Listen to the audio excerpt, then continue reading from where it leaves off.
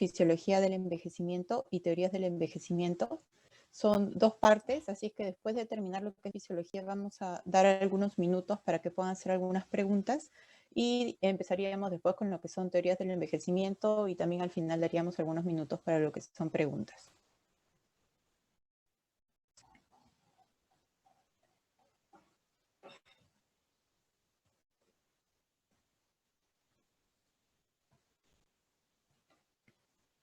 Ok, si hay alguna duda con algo que estoy diciendo o las diapositivas, igual por favor, si desean en ese momento hacer la pregunta, podemos parar un ratito para poder explicar. ¿Se ven las diapositivas? Sí, doctora.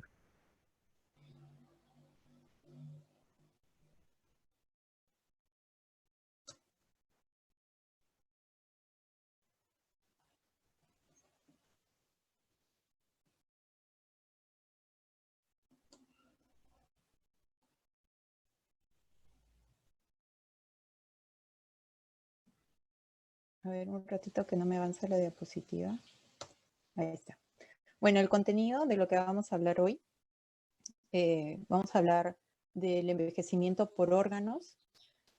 Y por último, como les mencioné, pues vamos a hablar de las diferentes teorías que existen sobre lo que es envejecimiento.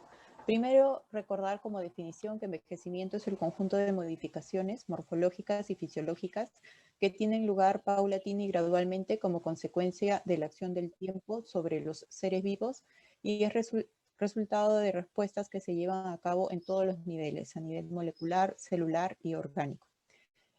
También mencionarles que no está exactamente definido el momento en el que uno empieza a envejecer, pero se podría decir que en el momento en que se termina el desarrollo completo de los órganos, pues en ese momento recién se hablaría de envejecimiento como tal.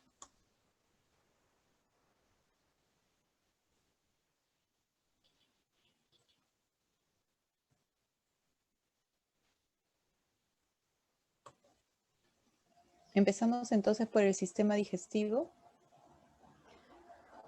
Bueno, a nivel del esófago, lo que se va a dar es una hipertrofia musculoesquelética con una disminución del plexo mientérico. Esto se traduciría funcionalmente en una reducción de las contracciones secundarias a nivel del esófago.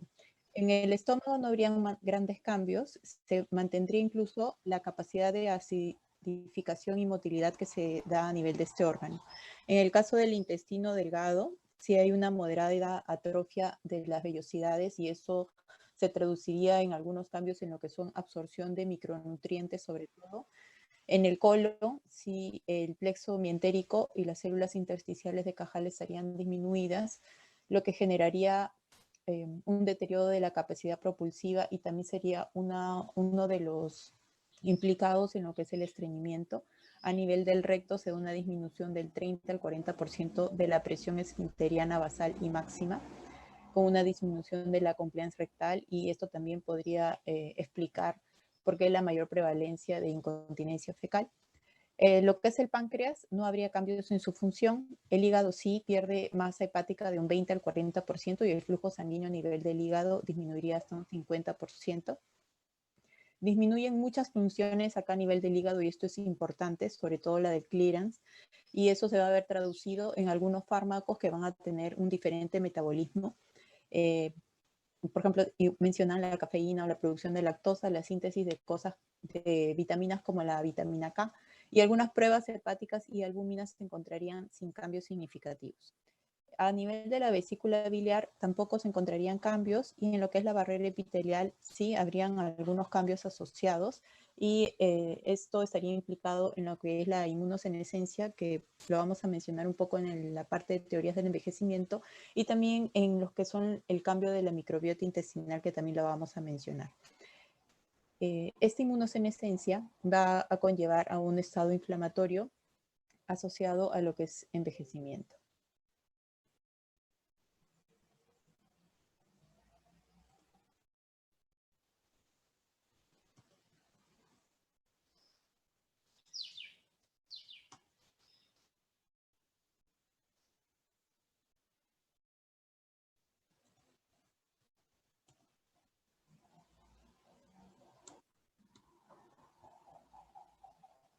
Bueno, mientras la diapositiva cambia, entonces vamos recordando que en el sistema digestivo algunos cambios frecuentes en el adulto mayor podrían explicarse por este tipo de cambios que se dan fisiológicamente hablando, ¿no? Entre ellos el estreñimiento mencionábamos, de repente la disminución del tránsito intestinal también, que podría generar una sensación de llenura por más tiempo o incluso una dificultad para la digestión de ciertos alimentos. No me quiere hacer caso la diapositiva.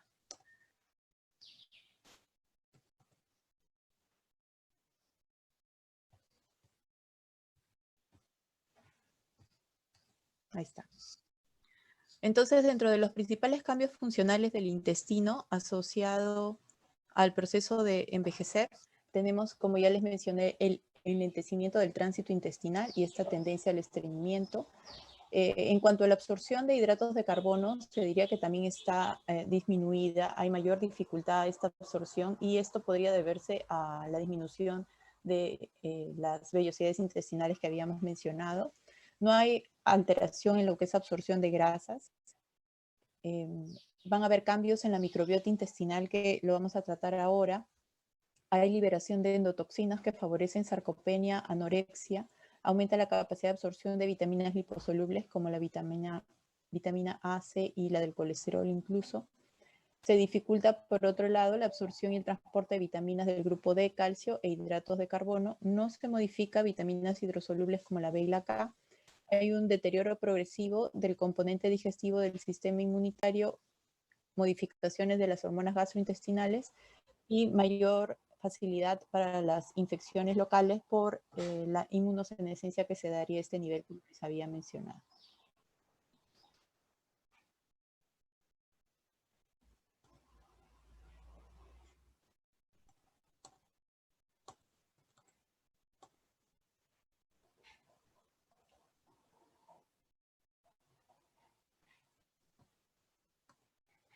Bueno, entonces para entender cómo se dan estas alteraciones a nivel de la microbiota y el microbioma, primero habría que entender por definición qué es la microbiota. Viene a ser la población microbiana que habita en una región corporal y en este caso estamos hablando del tracto gastrointestinal. Sabemos que hay microorganismos en el tracto gastrointestinal que cumplen una función importante y que en un equilibrio adecuado son favorables para el cuerpo humano. Mientras, por otro lado, el microbioma alude al conjunto de genes codificados de estos microorganismos, el genoma bacteriano, y esta condiciona en buena parte los cambios de la microbiota en el curso del envejecimiento. Es decir, este microbioma, estos genes, harían que esta microbiota cambie a lo largo de la vida y estos cambios serían justamente para mantener este equilibrio que mencionábamos, ¿no? Sin embargo, van a haber cambios que se van a dar, que no van a ser favorables y que también podrían estar influenciados por ya factores externos que vamos a mencionar.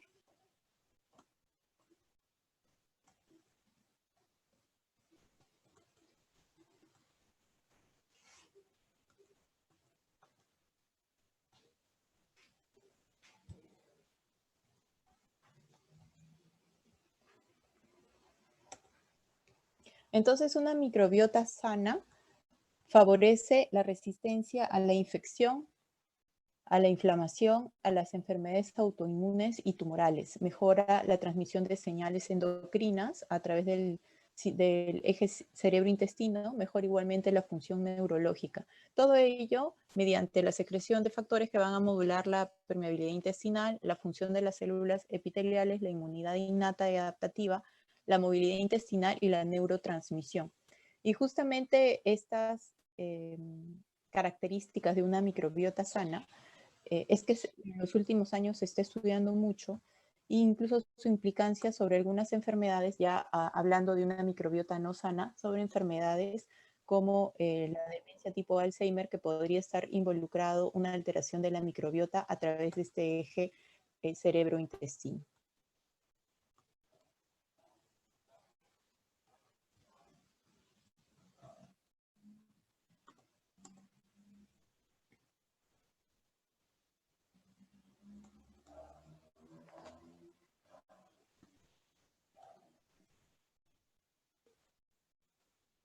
¿Cuáles son entonces los principales cambios asociados en el proceso de envejecer de la microbiota intestinal?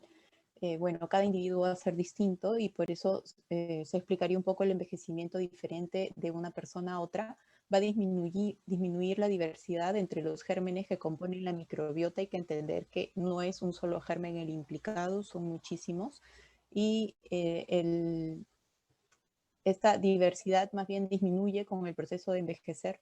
Disminuyen en número y en variedad especies de bacteroides y bifidobacterias, disminuye la capacidad amilolítica, aumenta el número de anaerobios, como Clostridium sobre todo, aumenta la actividad proteolítica y, como les mencionaba, hay ciertos factores externos que pueden influenciar en la microbiota y básicamente serían la dieta, algunos fármacos que ingerimos o que tenemos, de los que tenemos tratamiento, enfermedades en el transcurso de la vida, incluyendo infecciones intestinales que puedan alterar la microbiota normal y estilos de vida que podamos tener. Esto incluye tal vez algunos alimentos que ingerimos o el consumo de tabaco, alcohol o la falta de actividad física o ejercicio físico.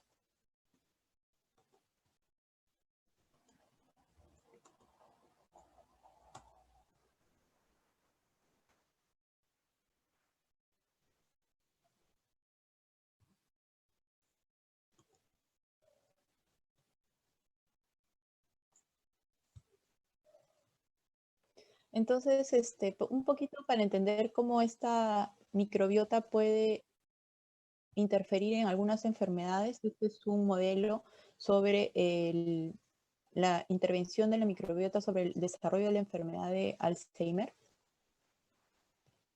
Como hemos mencionado, las alteraciones en la composición de la microbiota intestinal, que pueda ser por el mismo envejecimiento, pero a su vez podría estar relacionada con cambios en la dieta o la exposición a antibióticos o infecciones, conduciría a una pérdida en la homeostasis, sobre todo de la superficie de la mucosa, que esto implicaría un desbalance y el ingreso de, por ejemplo, productos microbianos o mediadores inflamatorios aumentados, y esto a través del eje intestino-cerebro, como habíamos mencionado, pueden atravesar la barrera, a través de la sangre, la barrera cerebral y llegar al cerebro, generando un aumento de la activación de microglía, de la neuroinflamación o de la acumulación de alfa-beta amiloide. Y esto estaría, como les mencionaba, pues tal vez implicado en la aparición de la enfermedad de Alzheimer, ¿no? Son algunas teorías que ya se están dando, y no solamente con el Alzheimer, sino muchísimas enfermedades ya estarían tomando en cuenta la microbiota como parte de su origen.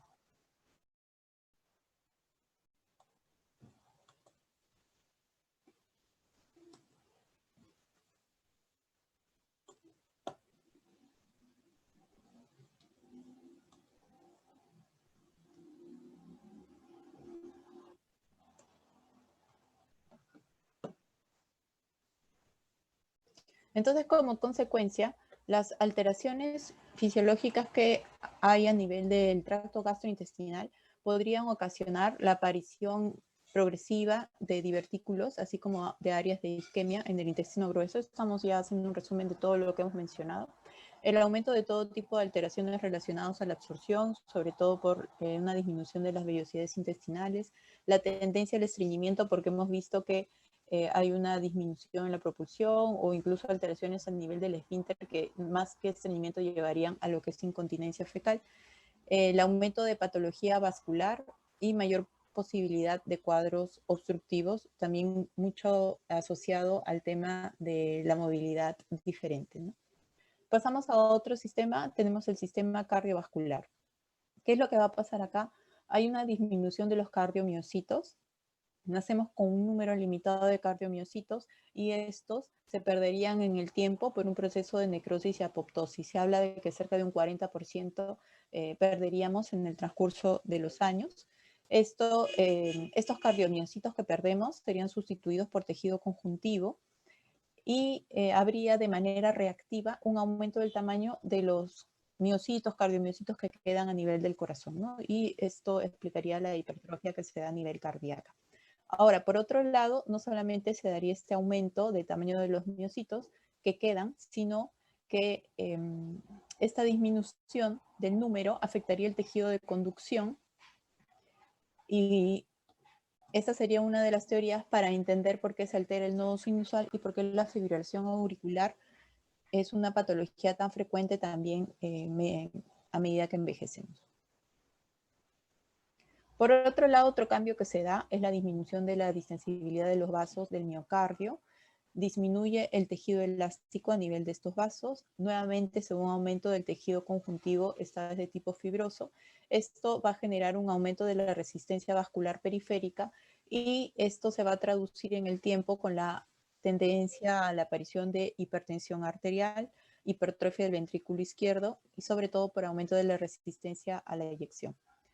Entendemos que la hipertensión arterial también es una enfermedad crónica con mucha prevalencia en el adulto mayor y sobre todo la hipertensión arterial sistólica.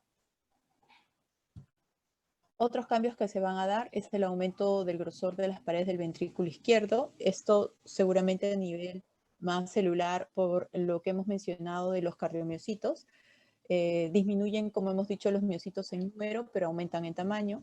Además, la patología valvular es muy frecuente también en el adulto mayor y es ocasionado por las calcificaciones que se dan sobre todo a nivel mitral y de la válvula aórtica. La válvula mitral y en menor medida la tricuspidia tienden a la degeneración mixoide. Aparecen áreas de fibrosis y esto se puede expresar en la presencia de microinfartos, aumenta el colágeno intersticial y se modifican sus características. Hay un aumento de lo que es el depósito de tejido amiloide, sobre todo en mayores de 85 años. Se reduce el número de células sinusales y esto, ya habíamos dicho, también genera una alteración del nodo sinusal y también sería una de las causas por la que la fibrilación auricular es más frecuente en el adulto mayor. Hay pérdida de receptores adrenérgicos, las coronarias están más rígidas, más estrechas, con pérdida de tejido elástico y la patología coronaria, por lo tanto, también es altamente prevalente. Se forman depósitos de calcio, fosfolípidos y ésteres de colesterol en la íntima. Hay cambios en la disposición de las células endoteliales y hay modificación de la capa media. Entonces, la patología cardiovascular incluso es la primera causa de muerte en el adulto mayor y entendemos que todos estos cambios sumados a estilos de vida o patologías que ya uno puede arrastrar desde la juventud podrían ser las causas o sería la causa de que esta enfermedad cardiovascular sea más prevalente e incluso causa de muerte principal en el adulto mayor.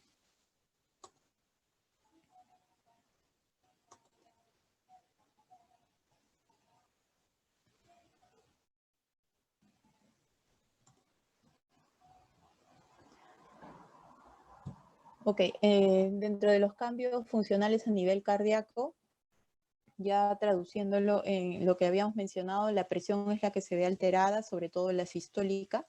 Hay, dentro de este cuadro lo más importante, se produce una incapacidad para alcanzar las frecuencias cardíacas máximas muy altas con el ejercicio y esto por una disminución como parte de la respuesta del estímulo beta adrenérgico. La respuesta baroreceptora es muy pobre y por eso es que al cambio de posición a veces hay una demora en la respuesta de la presión arterial o de la frecuencia cardíaca, ¿no? Que debería de acomodarse a estos cambios y se dan los síncopes con frecuencia o la hipotensión ortostática que puede generar también síncopes o caídas en el adulto mayor.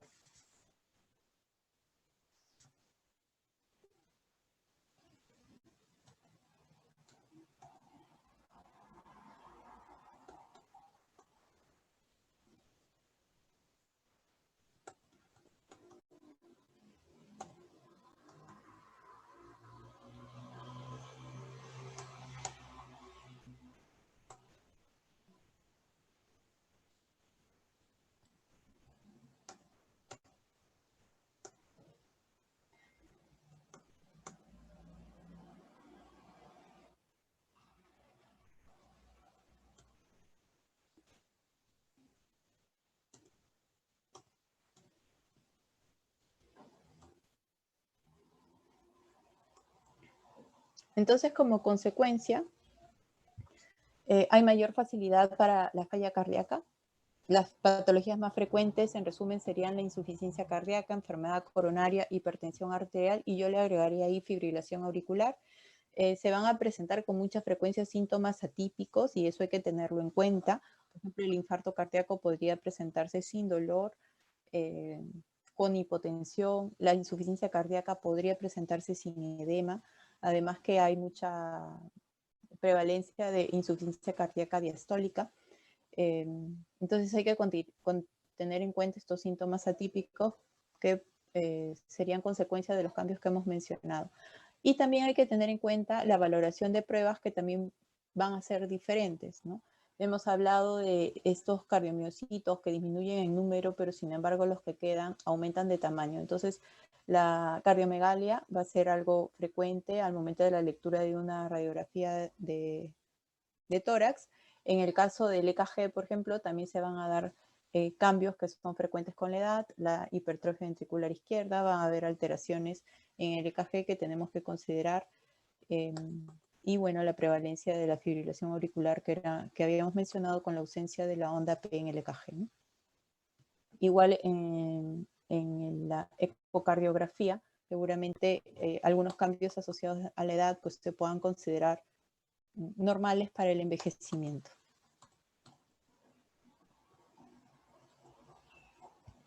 Ahora pasamos a lo que es la piel. Bueno, la piel en este gráfico hemos puesto justamente para entender las diferencias entre una piel joven y una piel adulta. Lo que se va a dar principalmente es una disminución de la epidermis, la cual se adelgaza. A nivel de la dermis se pierde colágeno y como vemos los vasos sanguíneos también, tanto arterial como venoso, se vuelven más delgados y se disminuye la irrigación. La irrigación sanguínea a nivel de esta área y la capa subcutánea disminuye en volumen. Entonces la epidermis adelgaza, la cantidad de melanocitos disminuye y eso se traduce en una piel delgada, pálida y traslúcida, que es lo que vemos en el adulto mayor. Y esta palidez justamente hace que sobresalgan las venas. Si es que ustedes ven la mano de un anciano, creo que acá teníamos un gráfico, podemos ver cómo las venas son mucho más resaltantes, ¿no? Por esta pérdida de disminución de la capa superior. En el caso de la capa subcutánea que disminuye, genera un riesgo para esta capa de acá, la última, genera un riesgo para la aparición de lesiones, sobre todo en el caso de las úlceras por presión o las lesiones por presión, que son frecuentes en los adultos mayores postrados que requieren un apoyo para la movilidad, pues esta pérdida, este adelgazamiento de la grasa subcutánea va a generar que ante un estímulo prolongado de presión en un área donde hay un hueso que sobresale, con frecuencia se dé isquemia y se produzcan estas lesiones por presión. Y también hay una menor capacidad para mantener la temperatura corporal, tanto para mantenerla, es decir, si ustedes tienen abuelos, los verán casi siempre abrigados, porque tienen dificultad para entrar en calor y una vez que llegan a entrar en calor para mantenerlo requieren mucho más tiempo que una persona joven, ¿no? Y sería por esta disminución de esta capa de grasa a nivel subcutáneo. Entonces, bueno, ya habíamos mencionado la piel delgada, traslúcida, pálida, y a nivel de los vasos, veíamos en la gráfica que hay menor irrigación y los vasos están más delgados, pero también están más frágiles. Y por eso es que hay una tendencia a la presencia de quimosis, incluso de sangrado. Cuando son sometidos a pruebas, a venopunción, a la colocación de vías periféricas, por ejemplo, van a ver que rápidamente hacen hematomas. Incluso si es que sin necesidad de venopunción, un golpe suave o agarrarlo un poco fuerte puede generarle hematomas con facilidad. Y los que toman, por ejemplo, antiagregantes como aspirina o clopidogrel, incluso estos hematomas pueden ser mucho más frecuentes. A nivel de las glándulas sebáceas se produce menos aceite a nivel de estas glándulas y esto por eso se va a generar la piel más seca y el paciente se puede quejar de prurito, ¿no? De picazón en toda la piel, porque hay mucha resequedad y puede darse esta manifestación. Por eso la importancia de aconsejar hidratar la piel constantemente, porque esta resequedad va a condicionar que puedan haber grietas en la piel, y con más facilidad se introducen gérmenes y pueden generar celulitis u otro tipo de lesiones. Bueno, las manchas, que también son características, llamadas manchas hepáticas o léntigos, se van a producir en áreas expuestas al sol. También son muy frecuentes en los adultos mayores, se van a dar sobre todo en el dorso de brazos, en el cuello, en el rostro, ¿no? Si algunas les han hecho la consulta, pues son difíciles o casi imposibles de eliminar, pero es importante la prevención y el uso de protectores solares para disminuir la aparición de estas manchas o su degeneración en lesiones malignas, ¿no? Que se puede dar en el tiempo y que también son más frecuentes en adultos mayores, sobre todo en los de piel blanca. Bueno, a nivel del sistema respiratorio, ¿qué es lo que vamos a presentar? Una disminución de la capacidad vital. Esto se va a generar por una menor movilidad de la caja torácica, que se va a dar por una columna vertebral deformada. Como vemos acá en la gráfica, la columna vertebral con el tiempo se va a ir acortando y esto se da por algunos cambios óseos y también por pérdida de líquido a nivel de los discos intervertebrales. Los cambios óseos, pues muchas veces la osteoporosis y las fracturas patológicas hacen que estos cambios en la columna se den a lo largo del tiempo y esto genera, como les decía, una menor movilidad de la caja torácica, quedando esta caja cortada, como vemos en el último esqueleto. Y esto sumado a que el diafragma y los músculos intercostales son menos eficaces, van a disminuir van a generar una disminución de la capacidad vital. Por otro lado, el espacio muerto respiratorio aumenta y esto por una dilatación del árbol traqueobronquial y atrofia a nivel de las mucosas. También se va a dar pérdida de elasticidad de los alveolos, como vemos acá, y distensión a nivel alveolar. Esta pérdida de la elasticidad puede generar incluso que hay un acúmulo de secreciones y también sean más difíciles estas de eliminar. Los reflejos protectores normales de tos van a estar disminuidos y esto puede generar un riesgo en lo que es la aspiración, con un riesgo de neumonía y el riesgo también de atragantamiento. En el caso del sistema inmunitario, van a haber alteraciones a nivel de la respuesta inmunitaria local y esto va a generar complicaciones de tipo infecciosas más frecuentes, como por ejemplo la neumonía. Es una de las complicaciones infecciosas más frecuentes en el adulto mayor. Entonces, los principales cambios del aparato respiratorio relacionados a la edad, dijimos la disminución de la elasticidad del tórax óseo, la pérdida de la masa muscular y debilitamiento de los músculos respiratorios y reducción de la potencia mecánica, una disminución de la superficie alveolar para el intercambio gaseoso y una disminución de la capacidad de la respuesta del sistema nervioso central. Ahora pasamos al sistema osteomuscular. Vamos a hablar primero de los huesos, después de la parte muscular. En el caso de los huesos hay un desequilibrio en la absorción del calcio. El hueso se vuelve un tejido poroso y más frágil, generando un riesgo a fracturas con más facilidad que en personas más jóvenes, ¿no? Sabemos que hay muchos mecanismos implicados en esto, sobre todo en las mujeres el tema hormonal influye mucho para la presencia de osteoporosis y posteriormente el riesgo a fracturas. También hay una disminución en lo que es la formación de la masa ósea y por eso esta disminuye y un adelgazamiento progresivo de las trabéculas.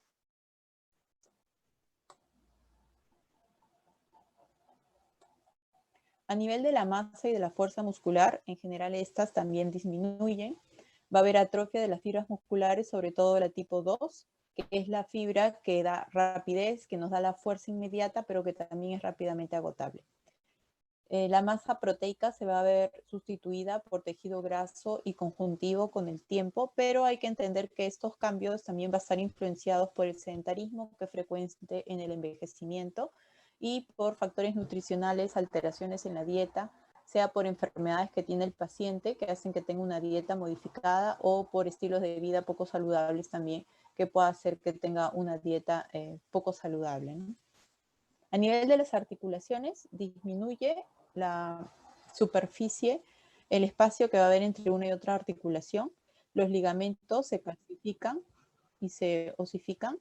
el cartílago se adelgaza y se dan alteraciones de las propiedades mecánicas. Las alteraciones de las propiedades mecánicas también son producto de las alteraciones que se dan, por ejemplo, a nivel de la columna, ¿no? Ahorita vamos a ver una gráfica que nos va a mostrar mejor esto, pero como hemos visto, o sea, lo que les estoy refiriendo, estos cambios que se dan a nivel de las articulaciones van a ser justamente los que van a hacer que la osteoartritis sea una patología frecuente en el adulto mayor, porque si a esto le sumas el desgaste o golpes, personas que sean corredores o que practiquen algún deporte como el básquet, en donde hay mucho desgaste a nivel de las articulaciones, por ejemplo, de las rodillas, pues eso sumado al envejecimiento que ya estamos viendo, ¿no? Que van a haber cambios normales, sí van a generar que esta patología sea mucho más frecuente con la edad.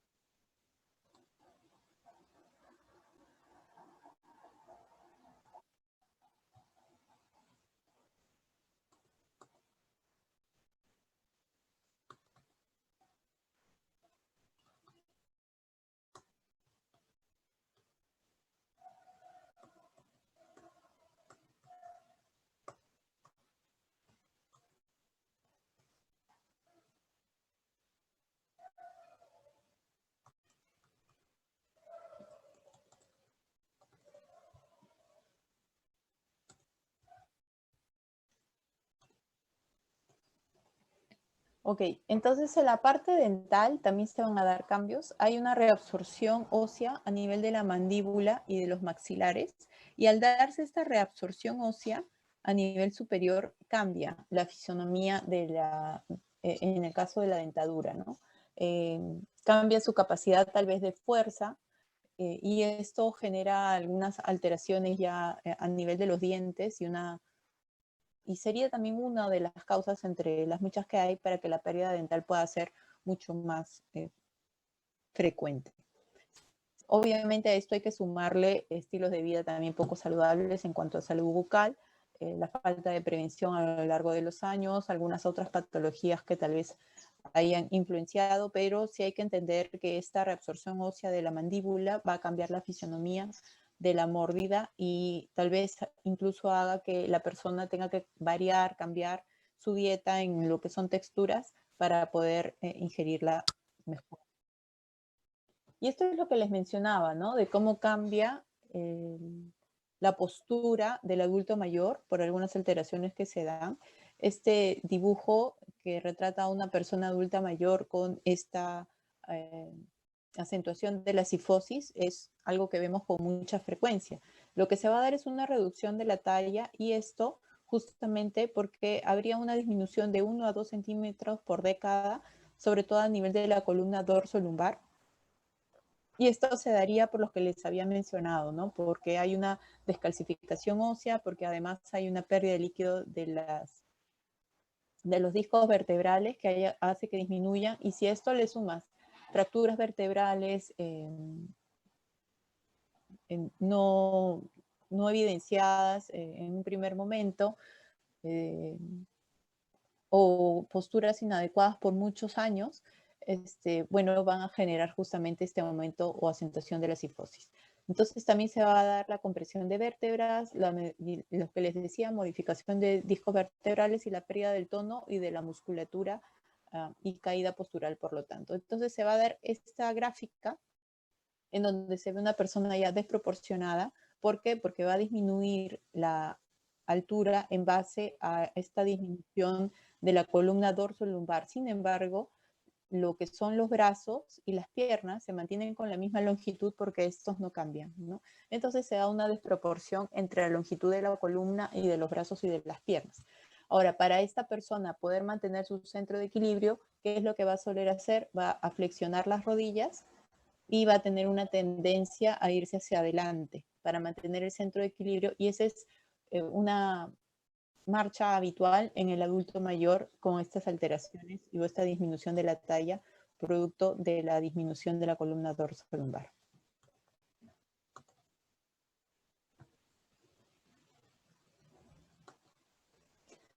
Ok, el sistema renal, entonces, ya pasando a otro sistema, se van a dar cambios morfológicos y funcionales asociados del envejecimiento. A nivel estructural, disminuye el 10% de la masa renal cada 10 años y sobre todo a partir de la cuarta década de vida es que esto se va a evidenciar. Y esto se traduce en un descenso de la tasa de filtración glomerular y reserva renal a partir de la cuarta década. Entonces, al disminuir la función renal, declina, como les decía, a partir de la cuarta década, más o menos de 0.7 a 1 mililitro por minuto por 1.73 metros cuadrados por año. Es importante conocer esto porque a pesar de que se da este descenso del filtrado glomerular, pueda que la creatinina no se vea alterada en la persona comparado con las personas jóvenes, sobre todo porque como hay una disminución de la masa muscular, en comparación, como les decía, a los jóvenes, esto no va a permitir que haya una gran variación de la creatinina. Y ahí es que nos vamos a tener que ayudar con algunas fórmulas que hay para poder identificar cuál es la tasa de filtración glomerular de nuestro adulto mayor. No necesariamente guiarnos por la creatinina, sino aplicar fórmulas para poder corregir dosis de medicamentos, sobre todo de antibióticos, ¿no? Otros cambios que se dan, adelgazamiento cortical y disminución en el número de nefronas funcionales, engrosamiento de la membrana basal glomerular. Esto puede generar glomerulosclerosis segmentaria y focal, hipertrofia glomerular y traducirse en un incremento de la proteinuria y de la albuminuria. También va a haber atrofia tubular y fibrosis intersticial, que podría generar mayor retención urinaria y por lo tanto riesgo de infección urinaria. Hialinosis y engrosamiento arteriolar con descenso del flujo plasmático renal y aumento de la tortuosidad en las arterias arcuatas e interlobares, y esto podría generar un aumento de las resistencias vasculares, ¿no? Entonces, a nivel renal, creo que esta es la única diapositiva sobre lo que es el sistema renal. Lo más importante sería recordar este descenso de la masa renal y por lo tanto el declinar que se da a nivel de la función renal para poder buscar cuál es exactamente la tasa de filtración glomerular de nuestro paciente para poder encontrar la depuración de creatinina adecuada y poder modificar los medicamentos que pueda estar tomando en función a la real función renal que tenga, ¿no?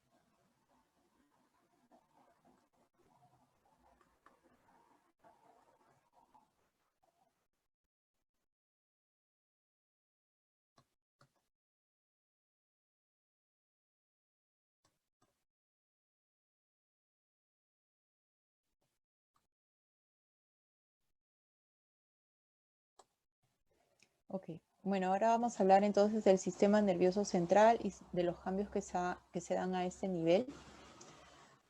El gráfico creo que es bastante claro sobre cómo cambia el tamaño y cómo se pierde volumen. Va a haber pérdida de células nerviosas del encéfalo, sobre todo a nivel del hipocampo, y pues esto puede variar entre un 10 a un 60% en diferentes áreas. Disminuye el peso entre los 20 y los 90 años. Va a haber aproximadamente de 5 a 10% de atrofia cerebral y por el contrario va a haber un aumento a nivel de los ventrículos cerebrales entre 3 a 4 veces por encima de su valor, ¿no? Entonces, al haber esta disminución del peso y también de la cantidad de líquido que pueda tener, como vemos hay una acentuación de los surcos y bueno, claramente el tamaño que pueda ser distinto. Histológicamente hay un aumento en el depósito de pigmentos de lipofucsina y amiloide, placas y ovillos neurofibrilares y cuerpos de Lewy. Esto más allá de las patologías que ya conocemos como Alzheimer o Parkinson, en donde estas placas, ovillos y cuerpos de Lewy son frecuentes en cantidad. Sin embargo, con el envejecimiento de por sí van a ver la presencia de estos productos, ¿no? Se va a dar lo que es la atrofia y muerte neuronal, y esto va a generar una alteración a nivel de los neurotransmisores. Principalmente tres se van a ver afectados: los colinérgicos, noradrenérgicos y de proyección cortical, y los dopaminérgicos nigroestriados. Ahora, a pesar de esa alteración que se va a dar a nivel de los neurotransmisores, la función podría no estar deteriorada mientras haya neuroplasticidad y esta sea eficiente. Justamente la neuroplasticidad es esta capacidad del cerebro para lograr nuevas vías y poder compensar aquellas que se están perdiendo, ¿no? Entonces, estos cambios de neuroplasticidad se van a dar rápidamente y van a poder mantener las funciones mentales, digamos, adecuadas. Sin embargo, cuando se pierda esta neuroplasticidad o no sea lo suficientemente eficientes, que recién vamos a ver ciertas alteraciones en esta área. El flujo sanguíneo cerebral disminuye en torno a un 20%, es menor a nivel prefrontal y de sustancia gris. El rendimiento intelectual se puede mantener conservado hasta los 80 años aproximadamente, y puede haber un enlentecimiento en el procesamiento y manipulación, sobre todo de nueva información. Entonces puede costar un poco más aprender cosas nuevas, pero con paciencia sí se puede lograr sin ningún problema. La memoria inmediata y de evocación se mantiene, pero sí disminuye la memoria sensorial, que es aquella que a través de sonidos, por ejemplo, voces, va a ser tal vez difícil o más difícil identificar. Olores también podría ser más difícil. La memoria de fijación, la capacidad de integración visoespacial. Un ejemplo sería estacionar un auto, por ejemplo, en un espacio. Entonces, esta capacidad para integrar o para poder verificar si es que las dimensiones del carro van a entrar en ese espacio sería un poco más complicado, ¿no? Disminuyen, me refiero, ¿no? Pero no es que tampoco sea o vayan a limitar la vida de la persona. Estamos hablando de cambios fisiológicos, ¿no? No de cambios patológicos. Y aumenta el tiempo de reacción. Entonces, para responder a cierto estímulo, sea bueno o malo, pues también podría haber un poco de demora en una respuesta del adulto mayor. Algunos otros cambios que se van a dar, bueno, va a ser vulnerable o la persona que sea vulnerable a un pobre envejecimiento cognitivo va a tener ciertos factores de riesgo. Para tener un envejecimiento cognitivo malo, entonces habrían que tener estresores en la vida temprana, por ejemplo, que haya tenido traumatismos o eventos cerebrovasculares más joven. Lo que habíamos mencionado, la microbiota intestinal y este eje intestino-cerebro, que haya una alteración, puede generar un riesgo para el desarrollo de enfermedades como el Alzheimer, enfermedades crónicas no transmisibles como obesidad, diabetes o regulación de la glucosa y la glicación de las proteínas, que está muy implicado también en el envejecimiento, y factores ambientales y de modificación epigenética podrían estar influenciando cómo va a envejecer el cerebro de la persona. Este cuadro de acá, que es de Lancet, sobre los factores de riesgo asociados a la demencia. Como vemos, por ejemplo, acá en morado, el 60% de esos factores no son conocidos. Ahorita solamente conocemos el 40% de estos factores que puedan ser potencialmente identificables. Y como vemos, no son solo aquellos que se dan en la vejez, sino desde la vida temprana. La educación o un bajo nivel educativo sería un factor de riesgo alto. La pérdida de la audición, que muchas veces no la evaluamos y que es importante evaluarla e intervenir tempranamente, porque es un factor de riesgo con un 8%, es alto también, el más alto de todos incluso. Hablamos de la presencia de injuria cerebral temprana, como TEC o SB, por ejemplo, la presencia de hipertensión, el consumo de alcohol o la obesidad. Todo eso en la vida media. Y ya en los adultos mayores, la persistencia del hábito de fumar, la depresión, el aislamiento social, la inactividad física, la contaminación ambiental y la diabetes, ¿no? Entonces, todo eso suma este 40% que hemos mencionado y que serían factores ya de riesgo que podrían ser modificables y que estarían asociados a un pobre envejecimiento cognitivo.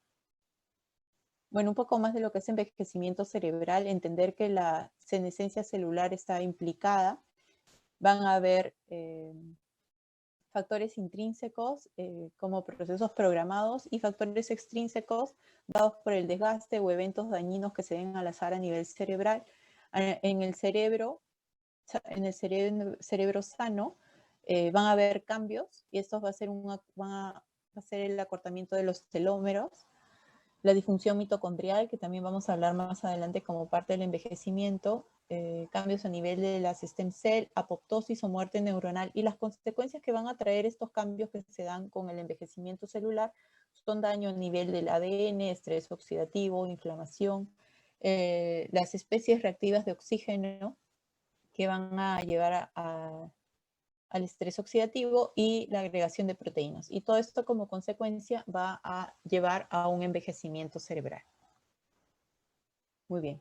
Entonces, para hablar de algunos órganos, tenemos la vista. Con los años disminuye la agudeza visual y aumenta la amplitud visual también. Las células de la conjuntiva van a estar alteradas, disminuye la fotoestimulación de las pupilas, tienen más tiempo de reacción o disminuye su capacidad para rápidamente responder a cambios de luz, por ejemplo. La cantidad y la calidad de la secreción lagrimal disminuye y con mucha frecuencia hay lo que es el ojo seco.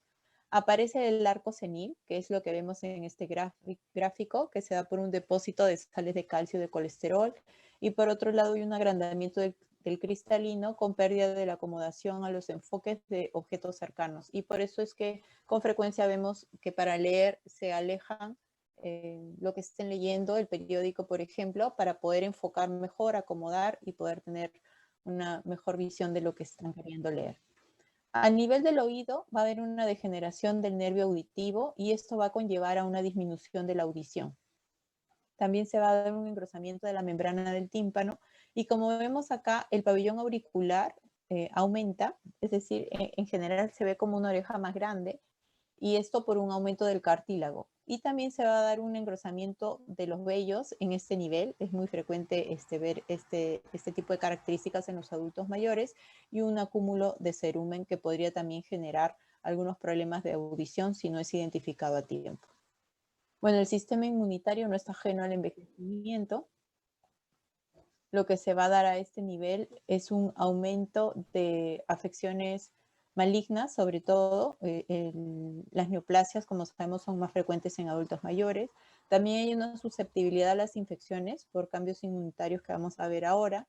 Enfermedades autoinmunes también aumentan con la edad.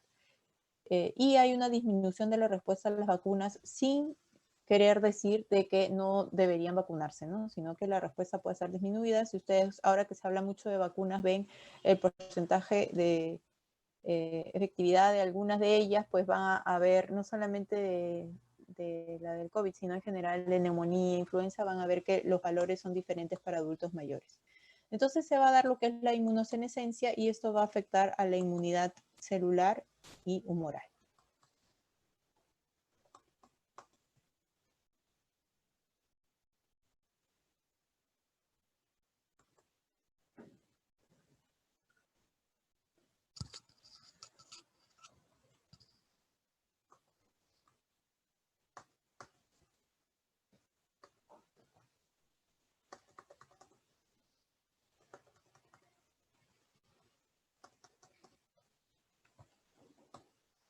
Entonces, a detalle, lo que hay es una proliferación de los linfocitos T, o la proliferación, mejor dicho, de los linfocitos T disminuye y el número de células vírgenes decrece en relación con las células que han estado ya en contacto con un antígeno.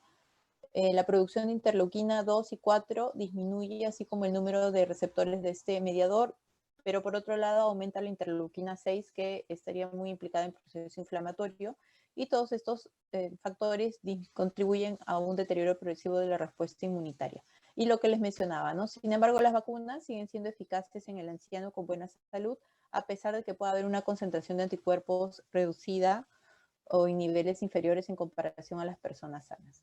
Bueno, hasta ahí es fisiología del envejecimiento y ya empezaríamos con las que son las teorías del envejecimiento. ¿Alguien tiene alguna pregunta?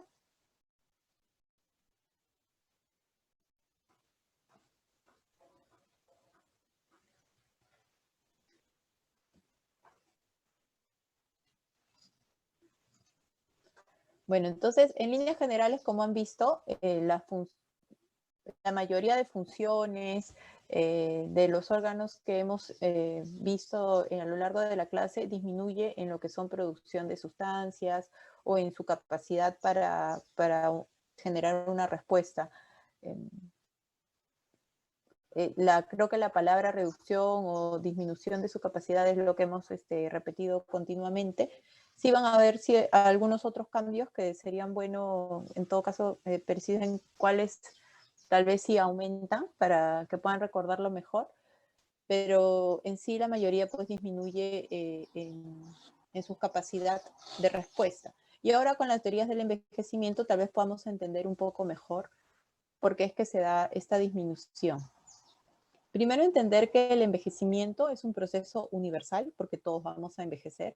Es intrínseco, porque se van a dar cambios en cada uno diferentes, y por eso es que el envejecimiento es diferente de persona a persona.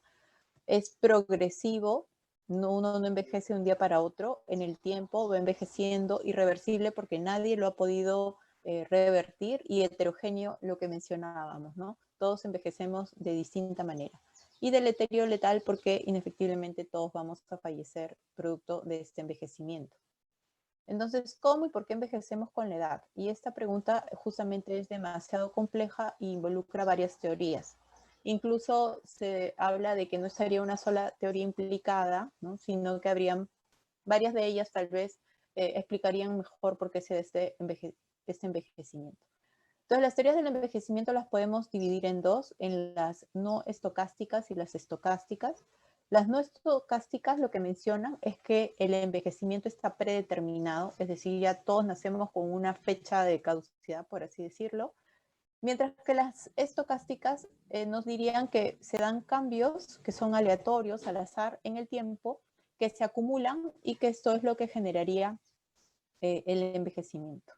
Mientras que la primera, las no estocásticas, como dicen que está predeterminado, involucraría que una especie envejecerían todos igual, en la otra sí nos da la posibilidad de entender por qué unos envejecerían de manera distinta que otros. Entonces empezamos con la no estocástica, que conocida también como genética. La edad estaría genéticamente determinada y los individuos tienen un reloj interno que programa su longevidad. Algunos ejemplos que sustentan esta teoría mencionan al síndrome de Down, trisomía 21, en donde en esta patología, además de los cambios que ya conocemos, hay un envejecimiento precoz de muchos tejidos, en particular a nivel cerebral y cardiovascular, y la duración media de su vida está muy acortada. Entonces, acá puntualmente dirían que es ese gen, el de la trisomía 21, el que generaría este envejecimiento precoz. Es decir, que esta teoría lo que implicaría es que existe un gen, que todavía no ha sido descubierto, por cierto, que es el que estaría o el que tendría toda la información por el que una persona envejecería. O sea, toda esa información sería recopilada ahí. Entonces, una de las teorías que sustenta esto sería la del síndrome de Down. Otra sería la progeria, donde se dan mutaciones del gen de la lámina A o de los genes implicados en su maduración. Como sabemos, en esta enfermedad también el envejecimiento está acelerado, ¿no? Y también todas las respuestas estarían en ese gen. O los síndromes de Werner o Cockayne, que son afecciones por anomalías de los genes de reparación del ADN, ¿no? Entonces, estos serían algunos ejemplos de esta teoría no estocástica.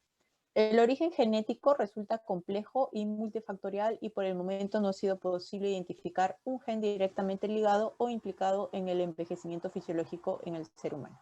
Entonces, esta teoría, digamos, se ha quedado ahí, no se ha podido avanzar al respecto, dado que no se ha podido encontrar ese gen que estaría ligado específicamente al envejecimiento. Por otro lado, tenemos las teorías estocásticas, ¿no? En donde mencionábamos que era un acúmulo, lo que decía acá, un acúmulo a lo largo del tiempo de cambios aleatorios, al azar, que se dan. Y acá tenemos varias teorías. Tenemos la teoría del error catastrófico, en donde hay un acúmulo de errores en la síntesis de proteínas, y esto a lo largo del tiempo ya no es compatible con la duración de la vida, ¿no? Y por eso es que se daría el envejecimiento y posteriormente la muerte. La teoría del entrecruzamiento es producto, o el envejecimiento es producto del entrecruzamiento entre proteínas y otras macromoléculas que en el tiempo también serían incompatibles con la vida. La teoría del desgaste, la acumulación se da en el cuerpo y se da con un daño en las partes vitales de células, tejidos, órganos y finalmente el organismo. Tenemos también la teoría del marcapaso, en donde el sistema inmunológico y neuroendocrino serían marcadores intrínsecos del inicio del envejecimiento. Y la teoría de los radicales libres, que la vamos a desarrollar más porque hasta ahora es una de las más completas, más aceptadas también, y un poco habla de las otras teorías que ya hemos mencionado, ¿no? Entonces, esta teoría de los radicales libres se da por Denham Harman en 1956. La base, digamos, la da en ese año, pero a partir de ahí se ha ido estudiando y desarrollando a través del tiempo. Es la más conocida en la actualidad. La mayoría de los mecanismos necesarios para la vida presentan una toxicidad asociada. Es decir, que la célula, para mantenerse, lamentablemente produce toxinas. Y esas toxinas en un inicio no habrían problema, pero con los años se van acumulando y este acúmulo de toxinas, de toxicidad, va a empezar a dañar otras estructuras y eso va a generar el envejecimiento en las personas. Entonces, el envejecimiento sería el resultado de la inadecuada protección contra el daño que ocasiona a cada uno de los tejidos, los radicales libres y el estrés oxidativo a lo largo de la vida. Bueno, para entenderlo mejor, entonces recordemos que el metabolismo energético es indispensable para la vida. En este caso, el metabolismo aerobio va a generar la formación de radicales libres de oxígeno, esto principalmente a nivel de la mitocondria. Y estos radicales libres de oxígeno que se van a ir acumulando en el tiempo van a generar microlesiones por su cercanía al ADN mitocondrial y a las proteínas estructurales. Dentro de estos radicales libres de oxígeno tenemos la especie reactiva de oxígeno, el radical hidroxilo, el anión superóxido, el peróxido de hidrógeno, y las especies reactivas de nitrógeno, el radical óxido nítrico y el peroxinitrito. Entonces, para seguir entendiendo esta teoría, van a haber factores endógenos, sistemas enzimáticos endógenos, que van a estar implicados, la cadena mitocondrial de transporte de electrones, la respiración celular, el citocromo P450, la xantina oxidasa y los peroxisomas. Estos van a estar implicados en la generación de radicales libres de oxígeno, producto de los procesos enzimáticos normales que se dan en el organismo.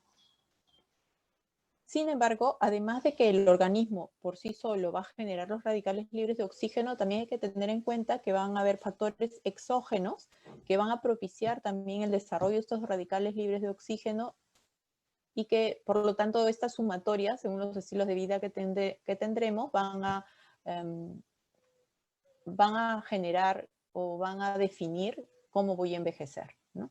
Entonces, dentro de los exógenos tenemos microbios que puedan generar el aumento de la producción de estos radicales libres de oxígeno, la radiación, la exposición al sol, por ejemplo, factores medioambientales como el consumo de tabaco o la contaminación ambiental, los alimentos que yo consuma, si tienen un alto valor de porcentaje de grasa, o incluso los carbohidratos, como vamos a ver más adelante en la glicación de proteínas.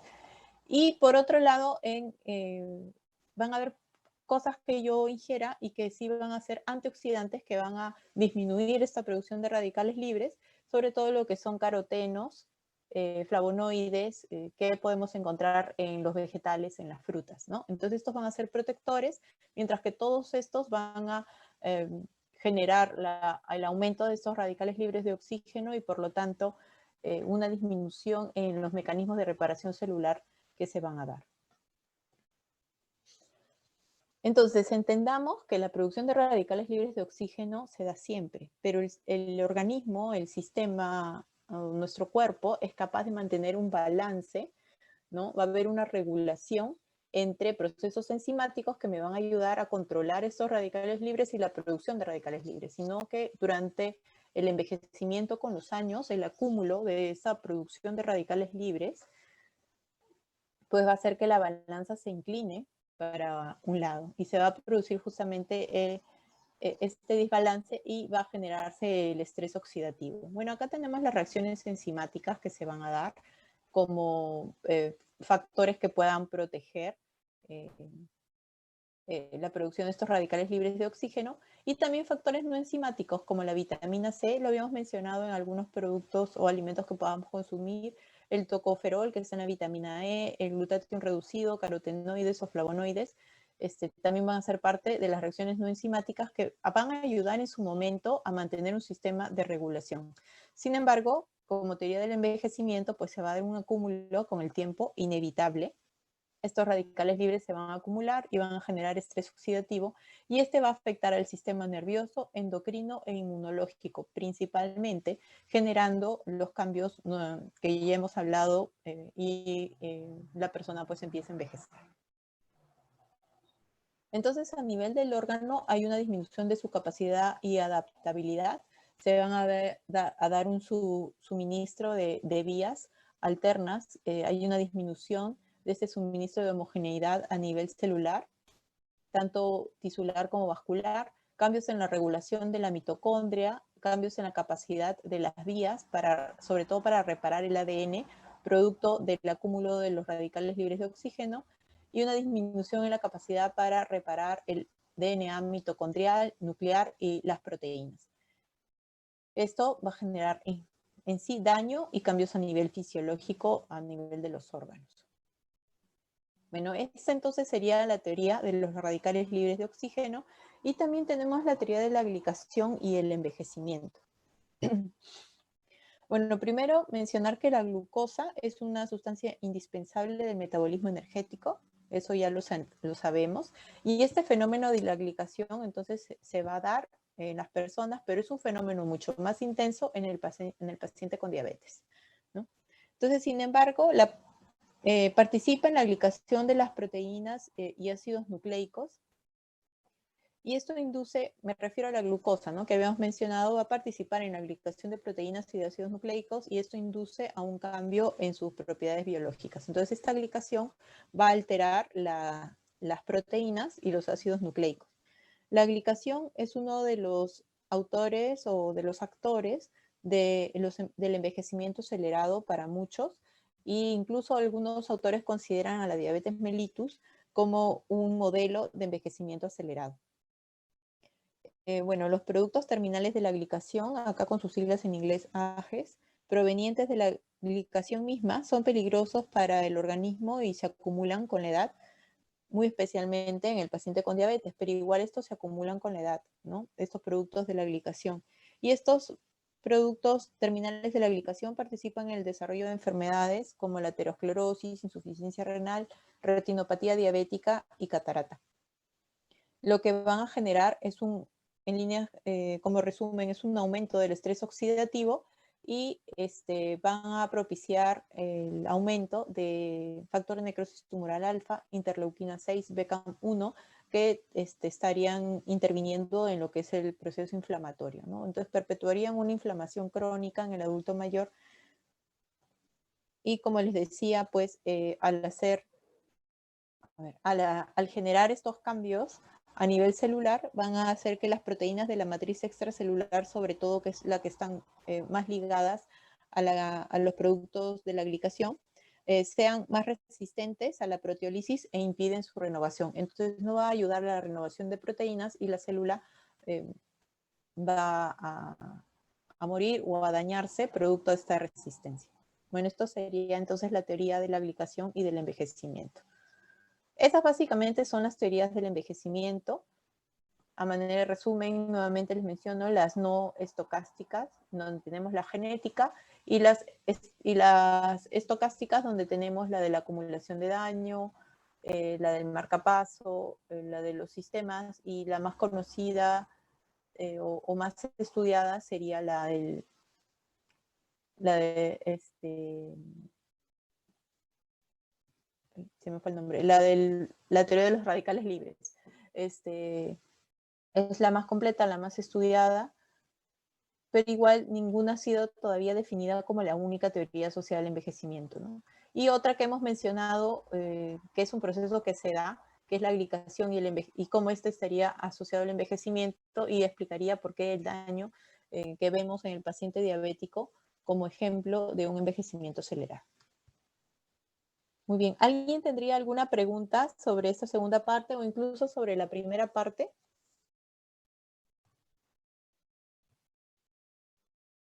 Doctora, yo tengo una pregunta. Sobre la primera parte, no sé si me puede escuchar. ¿Sí me puede Sí, sí, escuchar? te escucho.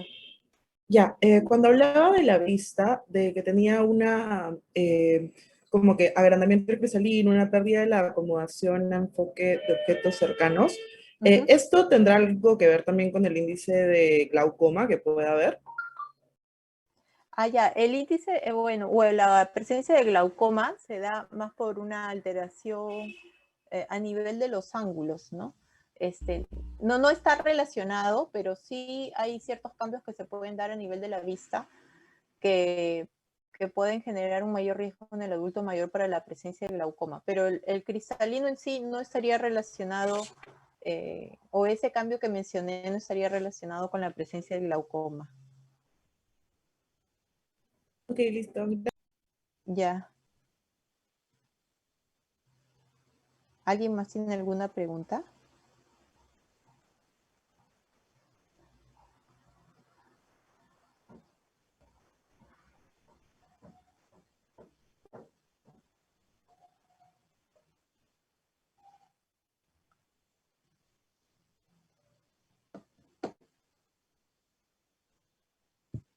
Bueno, si no hay más preguntas, hay lecturas asociadas, incluyendo La Visanda, que es el libro que tienen de referencia. Ahí van a encontrar muchos más cambios que se pueden ver en lo que es fisiología del envejecimiento, y también se va a ahondar mucho en las teorías del envejecimiento. Y un tema, como hemos hablado un poco de lo que es la microbiota o el microbioma, también se menciona ahí en el Avisanda algunos estudios, cosas que se están viendo en el tiempo. Seguramente esos temas en algún momento van a tomar mayor relevancia, ¿no? En lo que es envejecimiento. Entonces, si no hay más preguntas, daríamos